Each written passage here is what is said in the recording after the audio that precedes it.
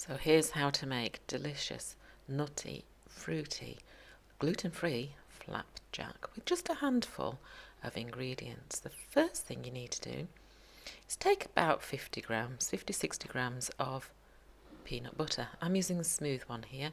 As you can see, I'm weighing it really carefully. Not. Just a couple of good spoonfuls. I reckon that is about 50-60 grams. And about the same quantity of butter. I've run out of hard butter at this point, so I'm just using soft spreadable.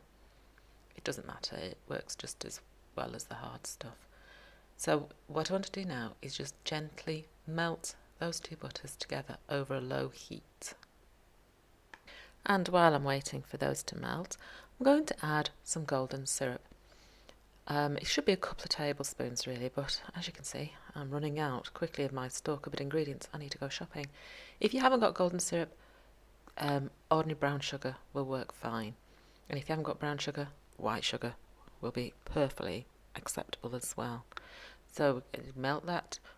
You want to do this quite slowly so the butter doesn't catch on the bottom of your pan, and just stir it so you get a nice smooth mix.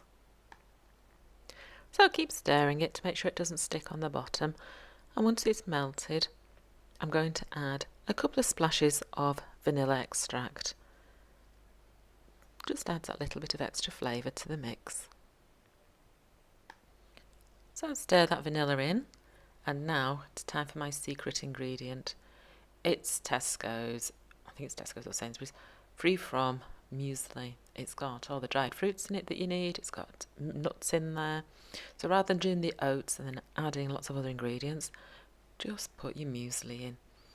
Now, as you can see, there's no weighing here at all. I keep adding the muesli until I've got a mixture that's coming away from the pan nice and clean. So the muesli is soaking up the sugars and the fat. Keep adding it until you've got, basically it's coming away clean at the bottom of the pan.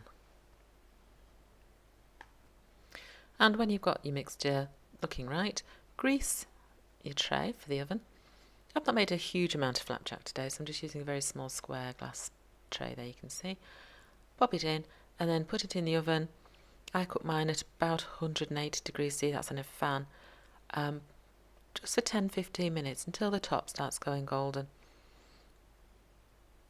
Pat it down, make it a nice and smooth finish, get all the nooks and crannies filled with mixture so it's a solid flapjack.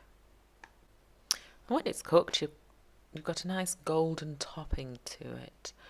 Before it cools, mark out the lines where you're going to slice it, because once it cools it'll just crumble if you try and do this.